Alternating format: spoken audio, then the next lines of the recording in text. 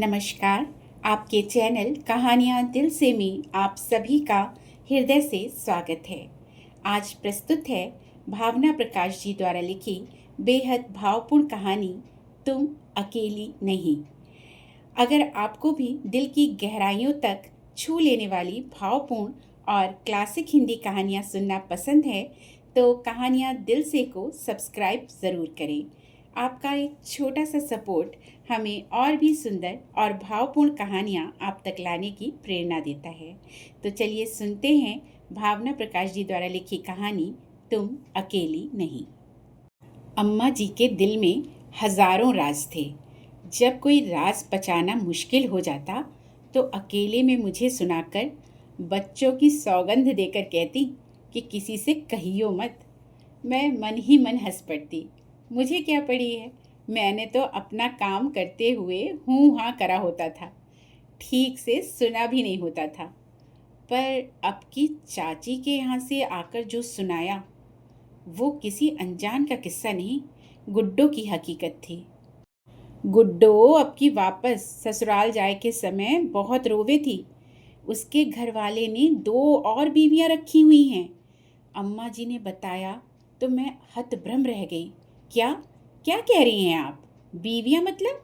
रखैल कहिए उन्हें। बीवी एक से ज़्यादा कैसे रख सकता है कोई सरकारी कर्मचारी? जेल ना हो जाएगी? जेल में ही है वो, मगर बीवियों के लिए नहीं, कार्यालय से गबन करने के लिए, अम्मा जी ने खुलासा किया। लेकिन हमें उसकी चिंता ना है, वहाँ से तो छुड़ा लेगा उसका दरोगा बाप, अम्मा जी बोली। समस्या तो सौतों की है। गुड्डो हर तरह से लड़कर देख चुकी है, मगर वो उन्हें छोड़ने को तैयार नहीं। कहता है कि उन दोनों को तो तुझसे कोई फर्क नहीं पड़ता, तुझे पड़ता है तो तू ही छोड़ दे मुझे। वाह जी वाह, गुड्डो क्यों छोड़ दे? इतने दान दहेज के साथ ब्याह कर गई है वो। इस पर मैं झुंझला कर बोली, मगर रहेगी भी कैसे ऐसे आदमी के साथ? अरे ये कोई छोटी बात थोड़ी ही है, अन्याय है, गैर कानूनी भी है। चाची जी ने कुछ नहीं किया। मेरा दिमाग झंझना रहा था। अम्मा जी एक ठंडी आह भरकर चश्मा उतार कर आंखों के किनारे पोंछती हुई बोली, वो खुद सोच सोच कर पागल हुई जाती है, बल्कि सब सोच सोच कर पगला गए हैं। लेकिन ऐसे कैसे कूद सके हैं किसी मामले में? शायद उसके भाग्य में यही है। सच में पगलैट ही है वो। जब चाहत जुड़ गई, 2 बच्चों की माँ बन गई, तब जान सकी सौतों के बारे में। अब तक तो सास ससुर भी उसी का साथ देवे हैं। उनकी पसंद तो वो ही है, वे दोनों तो उन्हें भी पसंद ना हैं। अब पति को छोड़ने का इरादा कर ले तो सास ससुर साथ देवेंगे क्या? अकेली ना पड़ जावेगी? फिर बच्चे बच्चे ना दिए उसने तो बच्चों के बिना जी सकेगी? कोर्ट कचहरी में तो सबकी छीछा लेदर ही होवे है, तोड़ना इतना आसान भी ना होवे है बहुरानी। तोड़ने के चक्कर में खुद टूट जावे है औरत। अम्मा जी अपने दिल का गुबार निकाल कर चली गईं, पर उनकी जुबान से निकली कड़वी सच्चाई मेरे दिलो दिमाग में झंझावात छोड़ गई। तो इसीलिए पिछले 1-2 साल से जब भी फ़ोन पर बात होती, गुड्डो अजीब सी बातें करती थी, उलझी हुई, परेशान सी लगती थी और कारण पूछने पर टाल जाती थी। गुड्डो की यादें जीवंत हो उठी। मैं कोई काम करूं, कहीं भी जाऊं, रसोई में जाऊं तो नन्ही गुड्डो ठंडे पानी का ग्लास लिए खड़ी होती। भाभी प्यास लगी है ना?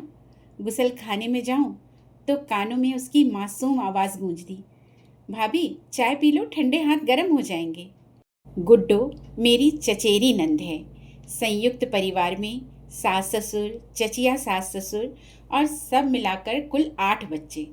सबसे बड़े मेरे पति और सबसे छोटी गुड्डो। शादी के पहले दिन ही जगह बना ली थी उसने मेरे दिल में। मेरी मुंह दिखाई की रस्म चल रही थी। उसने मेरा घूंघट उठाया तो मैंने भी उसे देखा। बड़ी बड़ी आँखें, आँखों में ढेर सारा कौतूहल। आप तो बहुत सुंदर हैं, एकदम परी जैसी, उसने कहा। अगर मैं परी हूँ तो आप परियों की रानी हैं। दिल की बात कहकर रिवाज के मुताबिक मैंने उसके पैर छूकर रुपए दिए। भाभी ने मेरे पैर छुए, मुझे रुपए दिए और परियों की रानी भी कहा। इस अचानक मिले सम्मान से अभिभूत हो ताली बजाकर कूदने लगी वो। अरे, मुंह दिखाई में कुछ देगी नहीं? देख, सभी पैर छुआकर जेवर दे रहे हैं। बुआ को ठिठोली सूझी। इस पर वो खुशी से पायल खोलते हुए बोली, मेरी पायल ले लो भाभी। अरे पगलैट, पुरानी चीज़ थोड़ी ही दी जाती है। बुआ के कथन से उसके चेहरे की खुशी गायब हो गई। मैं अपने दहेज और अपने घर वालों की कटु समीक्षा को माँ की दी सीख के अनुसार उपेक्षित कर रही थी, पर ना जाने क्यों उस बच्ची के साथ की गई वो ठिठोली जिससे उसकी हंसी गायब हो गई थी, मुझे बहुत बुरी लगी। गर्मियों के दिन थे। थोड़ी देर में गुड्डो फिर आई। मेरा घूंघट उठाकर पानी का गिलास आके कर दिया। गिलास पकड़ते ही उसकी शीतलता से पूरे शरीर में खुशी की लहर दौड़ गई। मैं वो बर्फीला पानी एक सांस में गटक कर उसके कानों में फुसफुसाई। आत्मा तृप्त हो गई मेरी। इससे सुंदर मुंह दिखाई तो कोई दे ही नहीं सकता मुझे। सच। और फिर उसका खुशी से कूदते हुए ताली बजाना मुझे प्यारा सा संतोष दे गया। जीवन की धारा बह निकली। फ्रिज बैठक में रखा गया था, जहां बहू का प्रवेश लगभग वर्जित था। हालांकि रसोई में बड़ी नंदें सासें भी हाथ बटाती थीं, पर गुड्डो हर समय मेरे आगे पीछे लगी रहती। भाभी, तुम खुद को अकेली ना समझना, मैं हूं ना तुम्हारे साथ, वो दिन में कई बार कहती। स्कूल से आकर बस्ता उतारे बिना पहले बैठक में रखे फ्रिज से बॉटल निकालकर मुझे पानी पिलाती, तब खुद पीती। मैं कहती, पहले तू पी लिया कर, तो उसका जवाब दिल को छू जाता। मैं स्कूल में पंखे में होती हूँ तो भी ठंडे पानी की इतनी हुड़क लगती है, तो तुम्हें रसोई में कितनी लगती होगी। उसका हर कुछ देर बाद बर्फ़ का पानी लेकर आना झुलसती काया से ज़्यादा शीतलता मन को दे जाता। ठिठुरती ठंड में कपड़े धोकर जब हाथ सुन हो जाते, तो गुड्डों की बनाई ज़्यादा दूध, अदरक और इलायची की चाय की उष्णता मैं मन की गहराइयों तक महसूस करती। मैं पकौड़ियाँ तलती तो वो मुझे गरम गरम खिलाती जाती। कोई है जो मेरी तकलीफ़ समझता है, जो मेरे खुश होने से खुश है, मेरे दुखी होने से मायूस हो जाता है। इस तसल्ली को ही प्यार कहते हैं, जो दुनिया का सबसे मजबूत रिश्ता होता है। मेरा गुड्डो के साथ बस वही रिश्ता था। उसके नाम पगलैट का मैं अक्सर विरोध करती थी। सब कहते थे गुड्डो में समझ कुछ कम थी। वो एक कक्षा में 2 साल लगा देती थी। उसे रसोई के या घर के किसी काम का शौक नहीं था। उसमें जिम्मेदारी का भाव नहीं था। वो अड़ियल थी, बात करने की तहजीब नहीं थी। मगर सच तो ये था कि गुड्डो तो घर के सभी लोगों का मुफ्त का रोबोट थी। फ्रिज में पानी की बोतल नहीं रखी तो शामत, किसी को तो प्यास लगते ही पानी ना दे तो आफत। घर का हर व्यक्ति उसे अपने हिसाब से आदेश निर्देश देना अपना जन्मसिद्ध अधिकार समझता था। वो क्या करती? विपरीत निर्देशों के कारण असमंजस में रहना या थक जाने पर सब कुछ पटककर विद्रोह कर देना उसका स्थायी स्वभाव बन गया था। जब वो अड़ जाती कि कुछ नहीं करूँगी और गुस्से में बिफरना शुरू करती, तो सब लाड़ लड़ाना और मनाना शुरू करते, क्योंकि गुड्डो जैसे बिना दिमाग लगाए आदेश मानने वाले सहायक के बिना रसोई संभालना किसी जिम्मेदार कहे जाने वाले के बस की बात नहीं थी। मेरी पहली डिलीवरी में 8वें महीने में नंद की शादी पड़ गई। रसोई में ही इतना थक जाती थी कि मैं हफ्ते हफ्ते भर कमरा झाड़ने या कपड़े धोने का सवाल ही नहीं उठा था। फिर अचानक तबीयत बिगड़ गई थी। बेटी के आगमन का समाचार सुनकर सबकी आशाओं पर कुठाराघात हो गया था। पर इससे बेखबर गुड्डो हॉस्पिटल से आते ही मचल गई थी, भाभी मैं तो नेक में कंगन लूँगी। चुप पगलैट, कहकर चाची जी ने एक जोरदार थप्पड़ रसीद कर अपनी सारी खींच उस पर उतार ली थी। हतभ्रम रह गई थी वो। खुद ही तो सिखाए थे ये संवाद उन्होंने। बोले, तो ये इनाम। अब अगर ज्योतिष चाचा ने बताया था कि बड़ी बहू को पहले बेटा होगा और इसीलिए सारी तैयारियां वैसी ही कर ली गई थी, तो इसमें बेचारी गुड्डो का क्या दोष। मगर ये चाची जी समझा सकती थी ना गुड्डो समझ सकती थी। समझ सकती थी तो बस इतना कि भाभी अस्पताल से आ रही हैं, थकी और कमज़ोर हैं, तो उनका कमरा ठीक कर दूं। इसीलिए बेटी जनने के अपराध स्वरूप मिली उपेक्षा पर रोना नहीं आया था। पर जब व्यवस्थित कमरा और धुले तहे कपड़े अलमारी में रखे देखे तो विस्मित रह गई मैं। सब कहते हैं मैं कपड़े ठीक से नहीं धोती, पर जैसे बन पड़े धो दिए, गुड्डो ने कहा तो खुशी से आंखें छलछला आई थी मेरी। आपने कंगन बनवाए हैं ना गुड्डो के लिए? रात में मैंने पति से पूछा। उनके हाँ में सिर हिलाने पर मैंने कहा, तो देंगे नहीं? दूंगा क्यों नहीं? तुम क्या सोचती हो, तुम्हारी बेटी के लिए रख दूंगा? पर सोच रहा हूँ बेटा होने पर फिर से कैसे बनवा पाऊंगा। इस उत्तर के बाद कुछ कहने सुनने को नहीं रह गया था। एक तरफ तुम्हारी बेटी का झटका था, दूसरी ओर ये टीस कि कैसे संस्कार दिए जाते हैं इन भारतीय पतियों को। पत्नी से ये उम्मीद करते हैं कि उनके परिवार की सारी जिम्मेदारी निभाएं, पर इस बात पर विश्वास कभी नहीं करते कि वो उनके परिवार से प्यार भी कर सकती है। मेरी किस्मत अच्छी थी कि अगले साल सचमुच मैं एक बेटा जनकर सबके लाड़ का केंद्र बन गई थी। पर सास द्वारा खिलाए गए पगे मेवों में वो स्वाद कहाँ था जो 1 साल पहले गुड्डो के दुपट्टे में चुरा छिपा कर लाए गए उन मेवों में था, जो बनाए तो मेरे लिए ही गए थे, पर बेटी देखने के बाद दबा लिए गए थे। उनमें उस संवेदना का भी स्वाद होता था जो एक भारतीय स्त्री को बड़े भाग्य से मिलती है।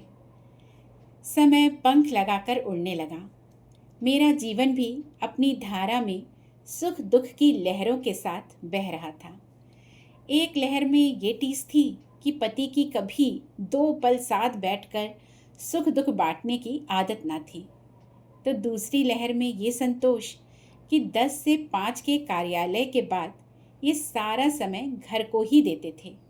सारी कमाई हम पर ही खर्च करते थे। कोई व्यसन नहीं, व्यर्थ का अहंकार नहीं, तू तड़ाक नहीं। साल में 3-4 बार सब साथ में शॉपिंग करने जाते और बाहर खाते पीते। ससुर जी का मानना था कि हॉल में सिनेमा देखने से बच्चे बिगड़ जाते हैं, इसीलिए केवल पति पत्नी को अकेले जाने की ही इजाज़त थी। गुड्डो ने किशोर अवस्था की दहलीज पर कदम रख दिया था। एक दिन उसके कॉलेज ना जाने के लिए बीमारी का बहाना बनाने पर माथा ठनका था मेरा। क्या बात है? अकेले में पूछते ही फूट कर रो पड़ी थी वो। भाभी, मैं आत्महत्या कर लूँगी, मुझसे एक गलती हो गई है।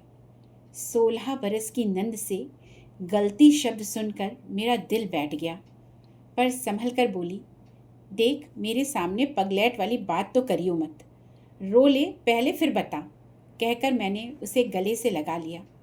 बहुत देर रोने के बाद उसने सुबकते हुए जो बताया उसका सारांश कुछ ऐसा था। कॉलेज में उसके दोस्तों के समूह में सबको पता था कि गुड्डो ने कभी हॉल में सिनेमा नहीं देखी। एक लड़के ने गुड्डो को क्लास बंक करके सिनेमा देखने को राज़ी कर लिया। वहाँ उसे पॉपकॉर्न, आइसक्रीम खिलाई और उसे बाहों में भरकर किस कर लिया। वो घबरा गई। इस पर लड़का ब्लैकमेलिंग पे उतर आया।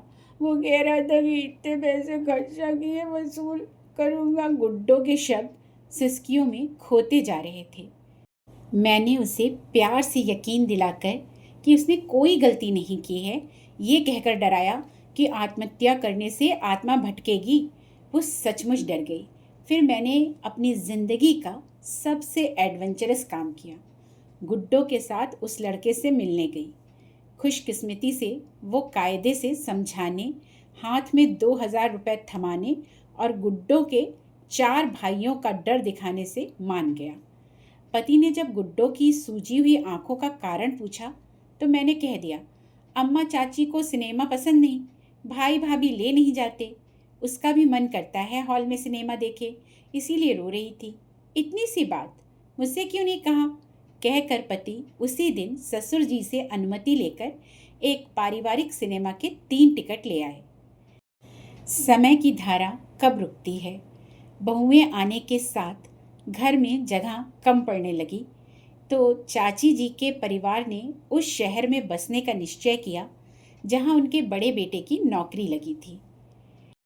मैं आपके बिना बहुत अकेली हो जाऊंगी, एक दिन गुड्डो के कहने पर मैंने अम्मा जी से उसे अपने पास रोक लेने की बात चलाई। उन्होंने कहा, पागल हो गई है क्या? जवान होती लड़की है, कल को कोई ऊंच नीच हो गई तो 100 भलाइयों का क्रेडिट ना मिले है। एक बात उल्टी पड़ जावे तो पूरे कुनबे की कवायद झेलनी पड़े है। मैं ऊंच नीच का नमूना देख चुकी थी, इसीलिए मुझे अम्मा जी की बात सही लगी। जब चाची जी का परिवार अपना सामान समेट कर जा रहा था, तब गुड्डो की खामोश सुनी निगाहें देखकर दिल में एक हुक सी उठकर रह गई। समय पंख लगाकर उड़ता रहा। देवरानियों के आने से काम बंटते गए और पति के प्रमोशन से आई आर्थिक संपन्नता भौतिक सुविधाएं बढ़ाती रही। लेकिन बेडरूम में अलग छोटा फ्रिज, अपनी लॉबी में अलग वॉशिंग मशीन, गुड्डो की संवेदना के स्थानापन्न थोड़े ही हो सकते थे। उसकी यादें जब तब पलके भिगो जाती। आज चाय नाश्ता नहीं मिलेगा क्या? पति की आवाज़ से मेरी तंद्रा टूटी। शाम हो गई, ये ऑफिस से आ गए। मैं अपने झंझावातों को लेकर रसोई में आ गई। मैं जानती थी कि अम्मा जी ने जो प्रश्न उठाए वो व्यवहारिक थे, सटीक थे। मैं ये भी जानती थी कि गुड्डो खुद द्वंद्वग्रस्त है, कोई भी निर्णय लेने की स्थिति में नहीं होगी। पर फिर किया जाए? जीती मक्खी कैसे निकले? समाधान क्या है? मैं चाय नाश्ता लेकर बैठक में पहुंची तो एक समाचार चल रहा था। लड़की ने दहेज की प्रताड़नाओं से तंग आकर आत्महत्या कर ली थी और मायके वाले रो रहे थे। रिपोर्टर ने जब माँ से पूछा कि आपने पहले एक्शन क्यों नहीं लिया, तो वो वही बातें दोहराने लगी जो दोपहर में अम्मा जी कह रही थी। बच्चे, कचहरी, जुड़ाव, नाता तोड़ना आसान नहीं है। जब बहन के सामने माइक आया तो उसकी उदास आवाज़ का व्यंग वेध गया। हमारे यहाँ सब बहुत समझदार हैं, इसीलिए दुनिया भर की समझदारी दीदी को सिखाते रहे, पर उनके दर्द को ना समझ सके। बहुत अकेली हो गई थी वो। बहन का अंतिम वाक्य जैसे मुझे किसी चित्र पहेली का खोया हुआ टुकड़ा लगा। सास ससुर साथ ना देंगे तो अकेली ना पड़ जावेगी वो। भाभी, तुम खुद को अकेली मत समझना। तुमसे अलग होकर मैं बहुत अकेली हो जाऊंगी। इन्हें साथ रखकर देखा तो हल मिल गया। गुड्डो को असमंजस बढ़ाने वाले हमारे आरोपित समाधानों की ज़रूरत नहीं है। उसे तो बस इस संबल की ज़रूरत है कि इस अन्याय के विरोध में वो जो भी कदम उठाएगी, उसके अच्छे बुरे परिणामों में वो अकेली नहीं होगी, कोई उसके साथ होगा।